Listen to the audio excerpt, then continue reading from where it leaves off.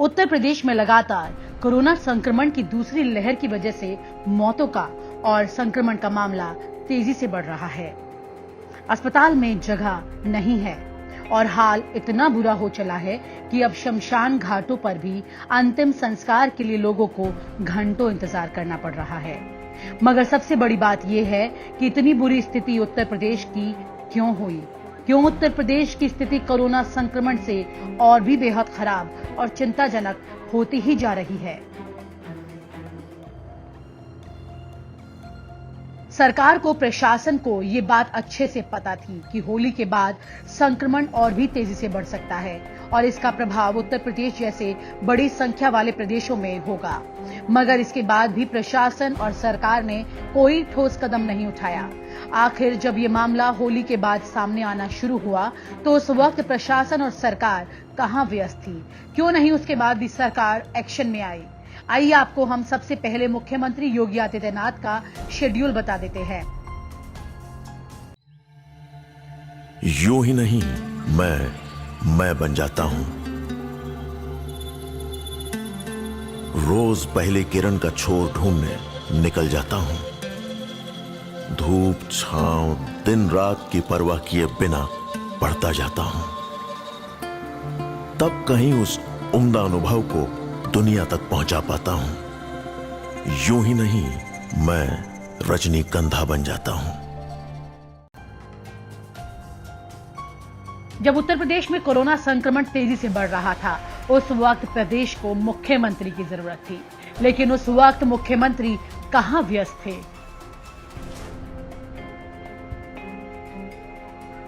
उनतीस मार्च 2021 को होली थी और होली के बाद ही कोरोना संक्रमण के मामले तेजी से सामने आने लगे। जिस वक्त प्रदेश की सरकार को और प्रशासन को इस बात की समीक्षा करनी थी कि प्रदेश इस संक्रमण से लड़ने के लिए कितना तैयार है, कैसे वो इन लाखों जानों को बचा पाएगा। उस वक्त दूसरी तरफ मुख्यमंत्री योगी आदित्यनाथ दूसरे राज्यों के चुनाव में व्यस्त थे। प्रशासन उत्तर प्रदेश में होने वाले पंचायत चुनाव की तैयारी में लगा था। 31 मार्च को योगी आदित्यनाथ होली के बाद तमिलनाडु पहुंचते हैं और तमिलनाडु में चुनाव प्रचार करते हैं और रामेश्वरम में पूजा अर्चना भी करते हैं।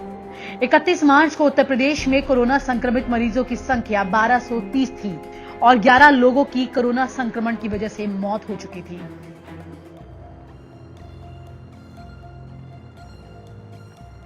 एक अप्रैल को मुख्यमंत्री योगी आदित्यनाथ केरल पहुंचते हैं और केरल में जनसभा को संबोधित करते हैं। इसके अलावा और रोड शो भी करते हैं। और वहीं दूसरी तरफ 1 अप्रैल को कोरोना संक्रमण का मामला 1230 से बढ़कर 2600 हो चुका था। 3 अप्रैल को मुख्यमंत्री योगी आदित्यनाथ पश्चिम बंगाल पहुंचते हैं और पश्चिम बंगाल में योगी आदित्यनाथ 3 रैलियों को संबोधित करते हैं। 3 अप्रैल को उत्तर प्रदेश में कोरोना का संक्रमण 3290 पहुंच गया था। 4 अप्रैल को भी मुख्यमंत्री योगी आदित्यनाथ पश्चिम बंगाल में 3 रैलियों को संबोधित करते हैं। 4 अप्रैल को कोरोना संक्रमण का आंकड़ा 4000 पार कर चुका था, 4164 हो चुका था। वहीं दूसरी तरफ मुख्यमंत्री योगी आदित्यनाथ की रैलियां लगातार जारी रही। 7 अप्रैल को भी मुख्यमंत्री योगी आदित्यनाथ ने पश्चिम बंगाल में 3 रैलियां की और इन रैलियों में मुख्यमंत्री योगी आदित्यनाथ ने उत्तर प्रदेश के तमाम विकास कार्यों से लेकर कोविड-19 से जनता को बचाने के अपने कामों की तारीफ का खूब लंबा पुलिंदा सामने रखा और बताया कि उत्तर प्रदेश में सबसे अच्छी व्यवस्था है। वहीं दूसरी तरफ 7 अप्रैल को उत्तर प्रदेश में कोरोना संक्रमण के मामले 6000 को पार कर चुके थे। 8 अप्रैल को भी योगी आदित्यनाथ ने पश्चिम उत्तर प्रदेश में चुनाव प्रचार किया। वहीं दूसरी तरफ 8 अप्रैल को उत्तर प्रदेश में कोरोना संक्रमण के मामले 8490 पहुंच चुके थे। वहीं दूसरी तरफ लगभग 40 लोगों की कोरोना की वजह से मौत हो चुकी थी।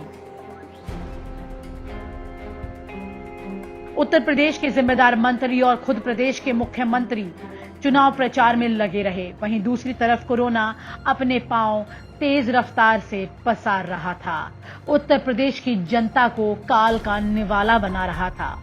जब ये रफ्तार इतनी ज्यादा फैल गई और अस्पताल की व्यवस्था ध्वस्त होने लगी, तब जाकर प्रशासन और सरकार की नींद खुली और प्रशासन ने इसको व्यवस्थित करने में अपने एडी चोटी का जोर लगाया, लेकिन उनके काबू में ये मामला नहीं आया क्योंकि स्थिति बेहद बिगड़ चुकी थी। ना तो सरकार ना ही प्रशासन पूरी तरह से इस पर काबू पा सका और आज आलम यह है कि प्रदेश में जगह जगह या तो चीख या तो पुकार सिर्फ यही सुनाई दे रहा है।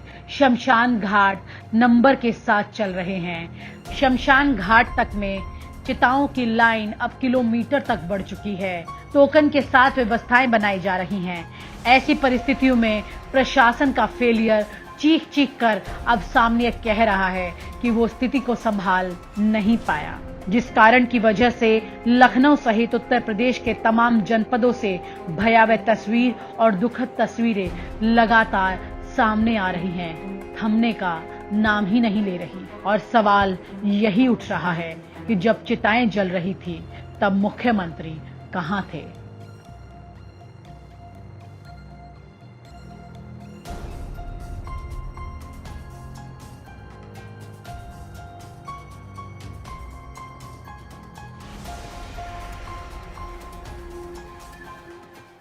और आप हमसे जुड़े रहने के लिए सब्सक्राइब करें YouTube पर, फॉलो करें ट्विटर पर और लाइक करें Facebook पर। और ज्यादा जानकारी के लिए न्यूज़ नशा की वेबसाइट पर जाएं। आपको टाइप करना होगा सिर्फ न्यूज़ नशा।